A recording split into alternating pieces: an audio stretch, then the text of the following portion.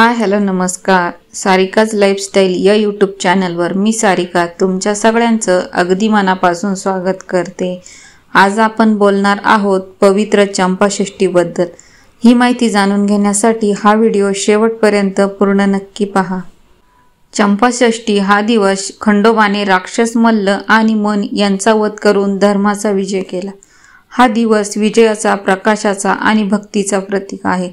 खंडोबाचा हा पराक्रम पाहून देवी आणि सर्व देवता प्रसन्न झाल्या। मार्गशीर्ष प्रतिपदा ते षष्ठी असे 6 दिवसांचे युद्ध झाल्यावर ते 6 दिवस खंडोबाचे नवरात्र असते। 5 दिवस उपवास करून तो 6व्या दिवशी सोडतात। या 6 दिवसात देवासमोर माळा बांधतात। खंडोबाला झेंडूची फुले प्रिय असल्याने ती वाहतात। 6 दिवस सतत नंददीप तेवत ठेवतात। मल्हारी सप्तशती या ग्रंथाचे पारायण करतात। या दिवशी खंडोबाची पूजा केल्यास अडथळे दूर होतात, व्यवसाय नोकरीत प्रगती होते आणि घरात धनधान्य वाढते। हा दिवस मनोभावे साजरा केल्यास खंडोबा आपल्या भक्तांना आशीर्वाद देतात। बऱ्याच घरांमध्ये घट बसवले गेले। या 6 दिवसांमध्ये खंडोबाची सेवा, पूजा, पाठ, पारायण, श्री मल्हारी सप्तशतीचे पारायण बऱ्याच घरांमध्ये केले आणि आपल्याला आई आणि वडील दोघांची सेवा करायची असते। जेव्हा आपण नवरात्री चैत्री पौर्णिमेमध्ये घट बसवतो त्यावेळेला आपण देवीचे घट बसवतो, आपण आईची सेवा करतो। त्याचप्रमाणे मार्गशीर्ष महिन्यामध्ये 6 दिवसाच्या ह्या षडरात्री असतात, तर त्यावेळेला सुद्धा आपल्याला वडिलांची सेवाही करायची असते। चंपाषष्ठीच्या दिवशी शंख किंवा घंटाध्वनीत घटावरील खंडोबाचा टाक उचलून प्रतिपदेप्रमाणे अभिषेक व पूजन करायचे असते। परंपरेनुसार कुलाचार व कुलधर्म पूर्ण करून तळी भरून महानैवेद्य, त्यात बाजरीची भाकरी, नव्या वांग्याचे भरीत, पातीचा कांदा, नवा लसूण घालून मुख्य नैवेद्य तसेच पुरणपोळी सुद्धा काही ठिकाणी केली जाते। चंपाषष्ठीच्या दिवशी घरोघरी तळी भरली जाते। जे घट बसवतात त्यांच्याही घरी आणि जे घट नाही बसवत त्यांच्याही घरी चंपाषष्ठीला तळीही भरली जाते। कुळधर्माच्या वेळी नैवेद्य दाखवण्यापूर्वी तळी भरतात। ताम्हणात तांदळाचे अष्टदल काढून त्यात भंडारा म्हणजेच हळद भरतात।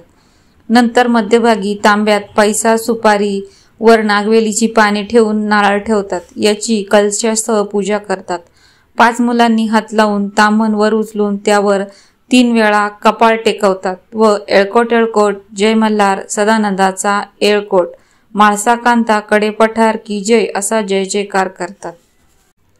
तसेच बरेच जण तळी भरताना सदानंदाचा येळकोट, येळकोट येळकोट, जय मल्हार, हर हर महादेव, चिंतामण मोरया, भैरवाचा चांदोबा, अगडबम नगारा, सोन्याची जेजुरी, मोत्याचा तुरा, निळा घोडा, पायी तोडा, कमर करगोटा, बेंबी हिरा, गळ्यात कंठी, मोहनमाळा, डोईवर शेला, अंगावर शाल, सदा ही लाल जेजुरी जाई, शिकार खेळी, म्हाळसा सुंदरी, आरती करी देवा ओवाळी, नाना परी देवांच्या शृंगारा, कोट लागो शिखरा, खंडेरायाचा खंडका, भंडाऱ्याचा भडका, बोल सदानंदाचा येळकोट, येळकोट येळकोट, जय मल्हार या पद्धतीने सुद्धा खंडोबाचे नाव घेतले जाते।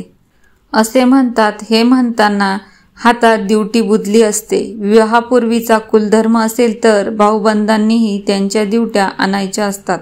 नंतर वरीलप्रमाणे जय जयकार करीत जेजुरीच्या दिशेने दिवट्या बुदल्या घेऊन थोडे जायचे असते, किमान 5 पावले तरी। त्या दिशेस खोबरे व भंडारा उधळून जय जयकार करून घरी यायचे आणि नंतर नैवेद्य दाखवायचा। पुरणाच्या 14 दिव्यांनी आरती करायची। जमल्यास 1 धनगर जोडप्याला सुद्धा जेव घालायचे। आजचा हा खंडोबा षडरात्र उत्सवाचा पवित्र प्रवास इथेच संपतो। जर तुम्हाला हा व्हिडिओ आवडला असेल तर लाईक करा, मनापासून कॉमेंट करा आणि तुमच्या परिवारासोबत शेअर करा। अशाच भक्तिपूर्ण कथा, उत्सवाचे महत्त्व, मंत्र, पारायण आणि आध्यात्मिक मार्गदर्शन जाणून घेण्यासाठी चॅनलला सबस्क्राईब नक्की करा आणि बाजूला असलेली घंटी नक्की वाजवा। आपल्या सर्वांवर खंडोबाची सदैव अशीच कृपा आणि वर्षाव होत राहो। भेटूया पुढच्या दिवशी पुढच्या पवित्र व्हिडिओमध्ये। सगळ्यांना येळकोट येळकोट, जय मल्हार।